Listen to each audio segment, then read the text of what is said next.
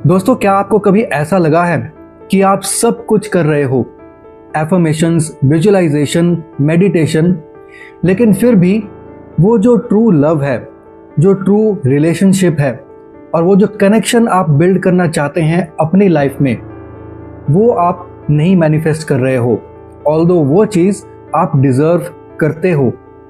आज मैं आपको स्पिरिचुअली एंड साइंटिफिकली बताऊंगा कि कैसे अपने अंदर आप वो फीलिंग ऑफ लव वाली जो वाइब्रेशन है वो जनरेट कर सकते हो और अपनी लाइफ में ट्रू लव को अट्रैक्ट कर सकते हो।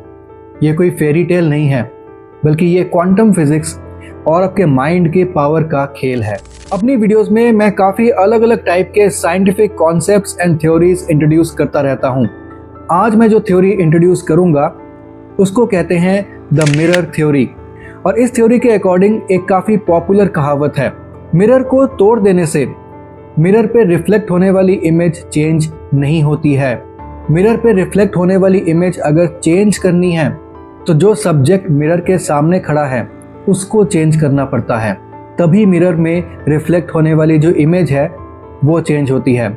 इसको मैं आपको डिटेल में समझाता हूँ। इस दुनिया में जो भी आपको दिखता है वो एक्चुअली आपके ही अंदर के जो फीलिंग्स एंड इमोशंस हैं उनका ही रिफ्लेक्शन है। तो अगर आपने इस दुनिया को चेंज करना है, यानी कि अगर आपने अपने लिए जो एक्सपीरियंसेस हैं जो कि आपको इस दुनिया से मिल रहे हैं, अगर उन एक्सपीरियंसेस को आपने चेंज करना है तो आपको बस अपने अंदर के फीलिंग्स और इमोशंस को चेंज करना पड़ेगा। और कई बार ये जो फीलिंग्स एंड इमोशंस होते हैं ये इतने डीप होते हैं, ये हमारे कॉन्शियस लेवल पे नहीं बल्कि हमारे सब कॉन्शियस लेवल में, ये हमारे ब्रेन में इस तरीके से एम्बेडेड होते हैं कि उन्हें चेंज कर पाना बहुत मुश्किल होता है। और इसीलिए हम जितना भी पॉजिटिव सोच लें, लेकिन बैक ऑफ द माइंड में वो जो नेगेटिविटी चलती रहती है, इसी कारण वो जो लूप्स हैं, वो जो सिचुएशंस हैं, वो बार बार रिपीट होते हैं। और अगर हमारे बैक ऑफ द माइंड में ये चीज़ कहीं ना कहीं बैठ गई है कि मैं लवेबल नहीं हूँ, मुझे कोई प्यार नहीं कर सकता, या फिर मुझे कोई ऐसा इंसान नहीं मिल सकता जो कि मुझे सच्चा प्यार करे, या फिर ऐसी चीज़ बैठ गई है कि मुझे तो हमेशा धोखा ही मिलता है। अब ऐसी चीज़ बैठने का रीज़न कुछ भी हो सकता है। आप अपने पास्ट लाइफ में जाकर देख सकते हैं कि ऐसा क्या सिचुएशन आपके साथ कभी घटा है जिससे आपके माइंड में ऐसी फीलिंग परमानेंट आ गई हो कि आप लवेबल नहीं हैं या फिर आपको हमेशा धोखा ही मिलता है। अभी हम एक एक्सरसाइज करेंगे जहाँ पर हम ये पैटर्न को चेंज करने की कोशिश करेंगे और वहाँ पर हम कोशिश करेंगे कि हम इस टाइप का अपने अंदर लव वाइब्रेशन क्रिएट कर पाएँ ताकि हमारी लाइफ में जो लव है उसको हम अट्रैक्ट कर पाएँ। और इसी एक्सरसाइज को आप रिपीट कर सकते हैं, न सिर्फ लव के लिए बल्कि लाइफ के दूसरे एस्पेक्ट्स के लिए भी। तो दोस्तों, यहाँ पर जो मेन बात है वो ये कि अगर आपके सबकॉन्शियस माइंड में कहीं ना कहीं इस तरीके से ये चीज़ बैठ गई है कि आप लवेबल नहीं हैं, तो फिर आपको ट्रू लव मैनिफेस्ट करने में बहुत ज़्यादा दिक्कत होगी, या फिर आप एक ऐसा लव मैनिफेस्ट कर लेंगे जो कि आगे जाकर आपको बहुत ज़्यादा तकलीफ़ में डाल देगा और उससे आप छुटकारा भी नहीं पा पाएंगे। इसीलिए बहुत ज़रूरी है कि आप खुद एक लव वाली वाइब्रेशन में वाइब्रेट करें ताकि वही चीज़ आपको रिफ्लेक्शन में भी दुनिया से मिले। अब चलते हैं अपने अगले कॉन्सेप्ट पे, वाइब्रेशन ऑफ सेल्फ लव। अब दोस्तों, ये बहुत ही सिंपल बात लग रही होगी, हो सकता है आपने ये बात काफ़ी और लोगों के मुंह से सुनी हो, सेल्फ लव, लेकिन ये इतनी सिंपल होने के बाद भी बहुत ज़्यादा पावरफुल वर्ड्स हैं। सबसे इम्पॉर्टेंट है सेल्फ लव। कई बार बचपन में जब से हम पैदा होते हैं हमारी मेमोरीज़ क्रिएट होती रहती हैं और यही मेमोरीज़ हमारी पूरी लाइफ को शेप करती हैं। बल्कि जब से हम पैदा होते हैं तब से नहीं, देखा जाए तो माँ के पेट से ही हमारी मेमोरीज़ डेवलप होना शुरू हो जाती हैं। इसलिए डॉक्टर्स भी एक्सपेक्टिंग मदर्स को कहते हैं कि आप अच्छा म्यूज़िक सुनिए या फिर अच्छे लोगों के साथ रहिए, अच्छी जगह पे जाइए, क्योंकि इससे अंदर पल रहे बच्चे के मेमोरीज़ में भी असर पड़ता है और मेमोरीज़ तभी से डेवलप होना शुरू होती हैं और फिर वो पैदा होने के बाद और तेज़ी से डेवलप होती हैं और यही मेमोरीज़ हैं जो आपकी पूरी लाइफ को शेप करती हैं। हिंदू सनातन धर्म में इसको संस्कार भी कहा जाता है और कई दूसरे धर्मों में हो सकता है किसी और वर्ड से इसी चीज़ को कहा जाता हो। लेकिन मेन जो साइंटिफिक बात है वो यही है कि हमारी जो मेमोरी है, जो कि माँ के पेट से ही हम एक्वायर करना शुरू कर देते हैं, वही मेमोरीज तब से लेके आज तक हमारी लाइफ को शेप कर रही हैं। और अगर किसी वक्त पे हमारी मेमोरी ऐसी बन गई है जहाँ पर हमने अपने आप से प्यार करना कहीं पर कम कर दिया है, वहीं पर हम प्यार बाहर ढूंढने लग जाते हैं। हम प्यार बाहर इसीलिए ढूंढ रहे हैं, हम बाहर ट्रू लव इसीलिए ढूंढ रहे हैं क्योंकि हम अपने आप से ट्रू लव नहीं कर रहे हैं। जिस दिन आप अपने आप से ट्रू लव करने लग जाएंगे, अपने आप को आईने में देखकर आप मुस्कुराने लग जाएंगे, उस दिन रियल में बाहर से भी ट्रू लव अपने आप आपकी लाइफ में आ जाएगा। ये बिल्कुल मैटर नहीं करता है दोस्तों, बिल्कुल मैटर नहीं करता है कि आपका कॉम्प्लेक्शन क्या है, आप गोरे हैं या काले हैं या सांवले हैं, आपकी हाइट बड़ी है छोटी है, आप मोटे हैं या फिर पतले हैं, ये सब कुछ मैटर नहीं करता है। आपने ये कहावत सुनी होगी, beauty lies in the eyes of the beholder. जो ब्यूटी है ये काफ़ी सब्जेक्टिव टर्म है। कुछ लोगों को गोरे लोग बहुत पसंद होते हैं तो कुछ लोगों को सांवले या फिर काले लोग बहुत पसंद होते हैं। कुछ लोगों को थोड़े से हेल्दी लोग काफ़ी पसंद होते हैं तो कुछ लोगों को थोड़े से पतले लोग ज़्यादा पसंद होते हैं। तो ये डिपेंड करता है।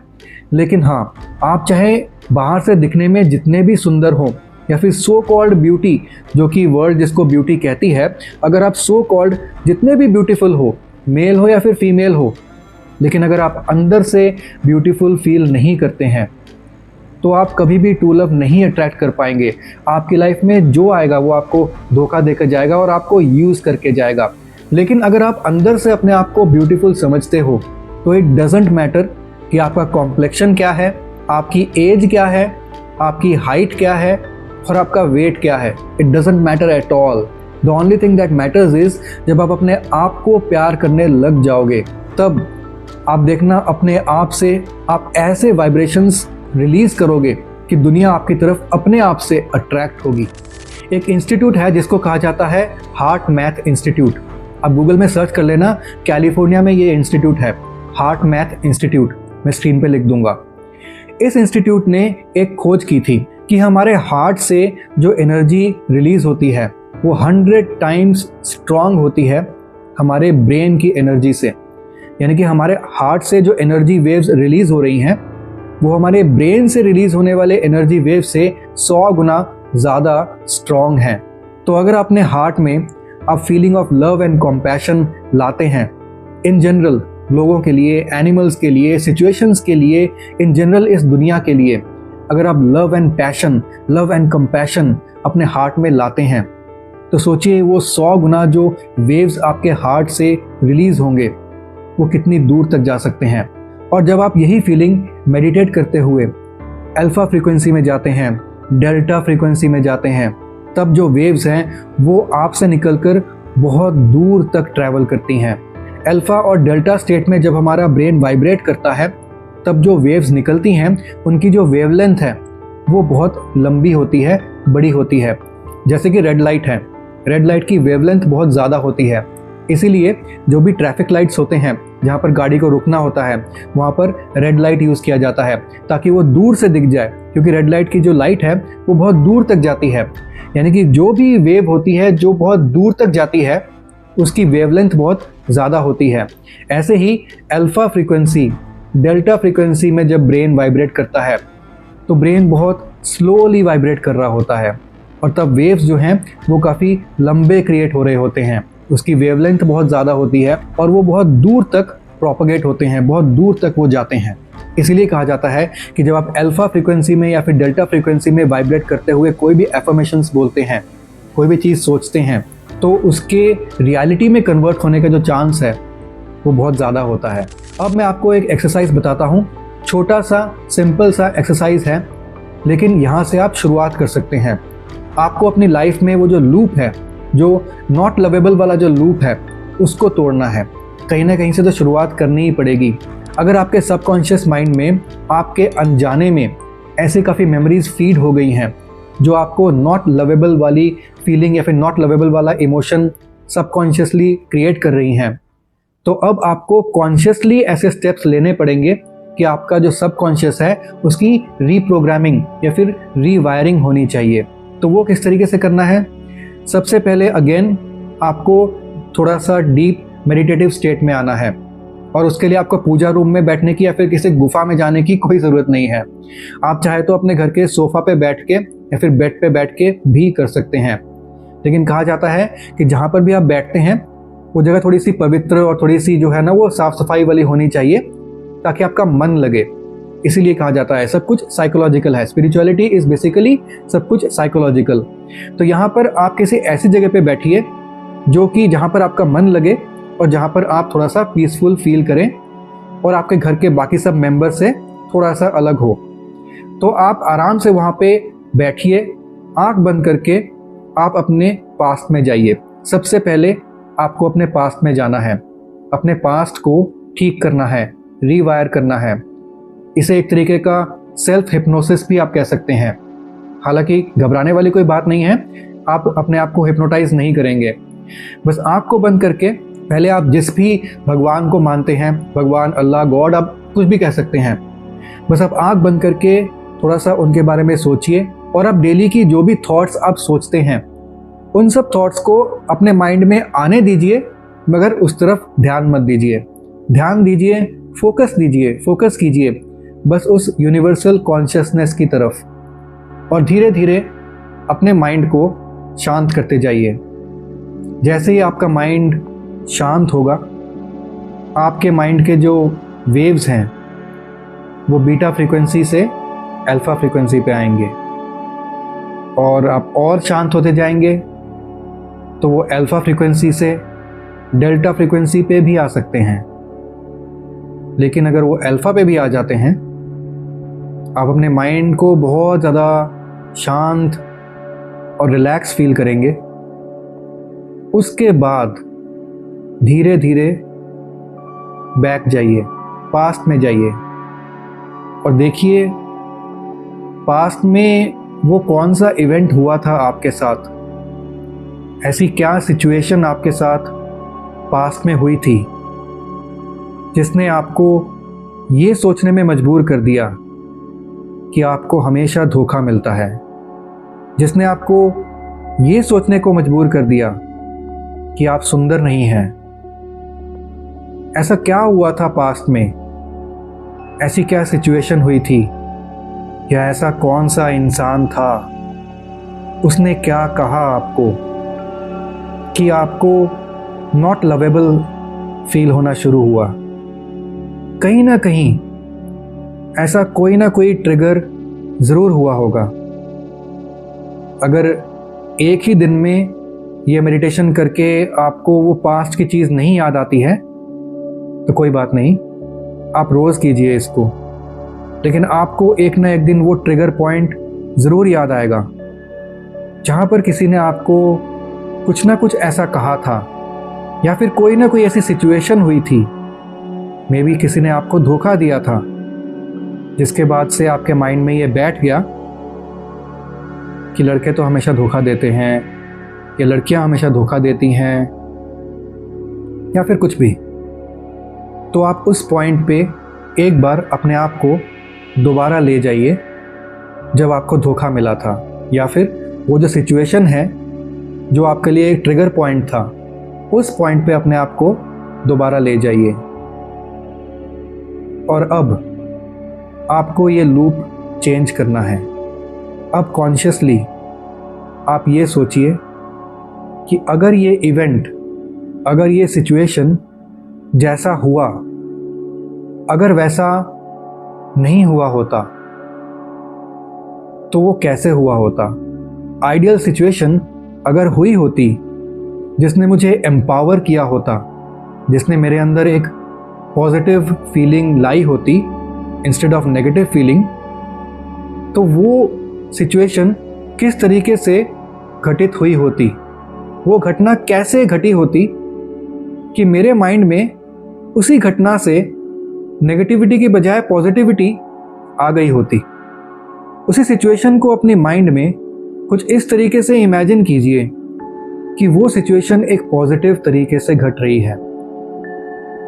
जैसे कि अगर आपको किसी ने किसी पॉइंट पे मे बी आज से 15-20 साल पहले कहा हो कि आप दिखने में सुंदर नहीं हैं, तो इमेजिन कीजिए कि वही आदमी आपको बोल रहा है कि आप दिखने में बहुत सुंदर हैं, और फिर उस आदमी को आप माफ़ कर दीजिए। Just forgive him for what ever he said, just forgive that situation for what ever happened in that situation, and just forgive that person who put you in that situation, because of which you created that thought and feeling in your subconscious mind that you are not lovable, because of which you are not able to attract true love into your life. And now once the things are sorted in your past, आपने अपनी past की चीज़ों को, situation को sort out कर लिया है, और इस सिचुएशन को और इस इंसान को आपने फॉरगिव कर दिया है, माफ़ कर दिया है। अब आप धीरे धीरे वापस प्रेजेंट में आओ, और वो जो positive thought and feeling and emotion है प्यार वाली, उसको थोड़ी देर के लिए कंटिन्यू इस अल्फा स्टेट में फील करते रहो, और ऐसा फील करो एज इफ आपके ब्रेन से और आपके हार्ट से वो लव वाली जो वाइब्रेशंस हैं वो निकल रही हैं और बहुत दूर तक जा रही हैं। बस ऐसा चुपचाप बैठकर आप ऐसा फील करते रहिए। 20 मिनट्स का एक्सरसाइज ऐसा आप रोज़ करिए, 21 डेज तक तो करके देखिए। कुछ तो चमत्कार दिखेगा उसके बाद, कुछ तो चेंज दिखेगा उसके बाद।